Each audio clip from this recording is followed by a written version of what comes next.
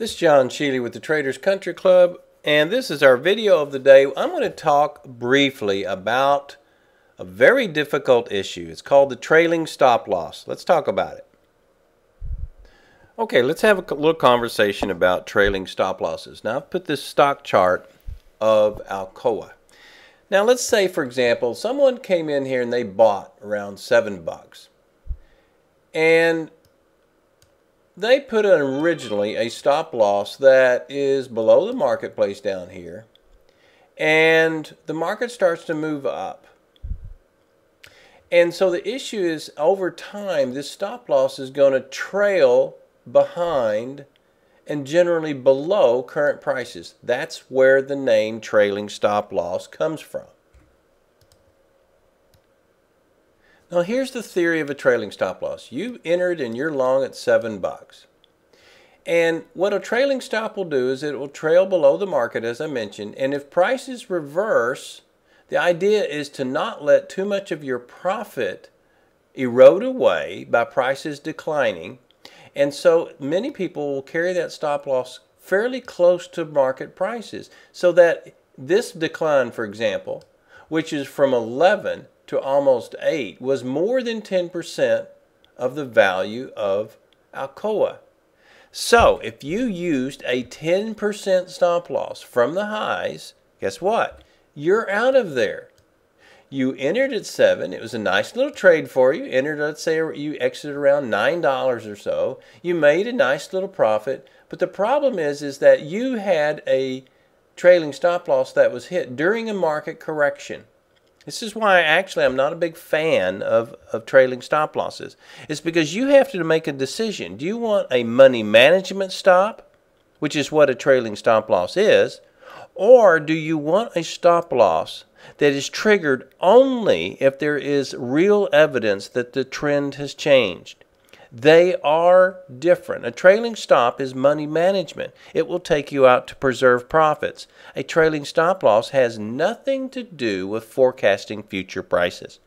So understand that. So if you use a trailing stop of 5%, 10%, even 15%, there are many stocks, and these are several examples, that will have a correction of that amount. And notice what I just said, correction, not a change of trend. And so prices will take you out of your trend position for money management purposes, and you very well may miss a substantial bullish move, such as this example.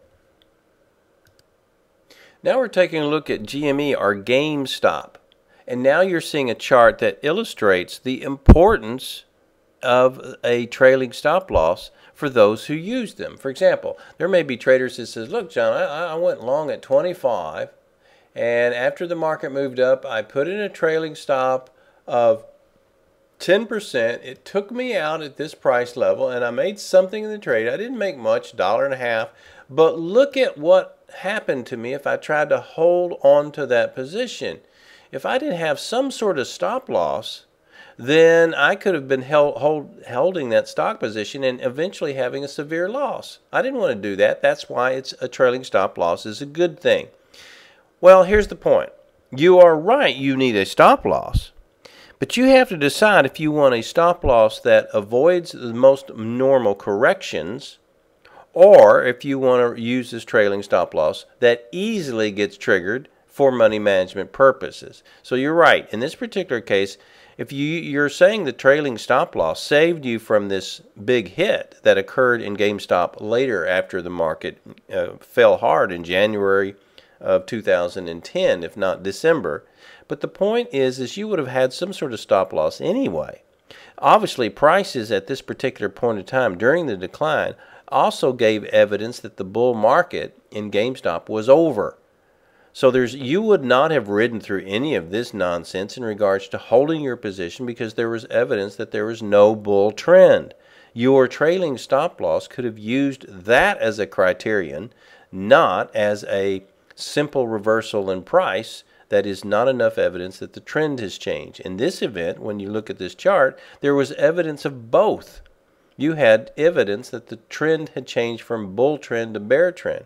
That's why you would have exited this particular stop, not necessarily the inefficiency of a trailing stop loss, which could get you out of some very dynamic trades. Here we're taking a look at IBM, some pretty healthy little corrections all along this period of time, and yet you can see that if you didn't use a trailing stop loss and analyze these dips to understand that these were corrections in a bull market, not changes of trend, then you would have been able to ride through this entire trend. So that's the issue. Do I use a trailing stop loss to come and go in the market, or do I use a trailing stop loss that is only used when there's a recognition of a change of trend? That is the question for trailing stop losses.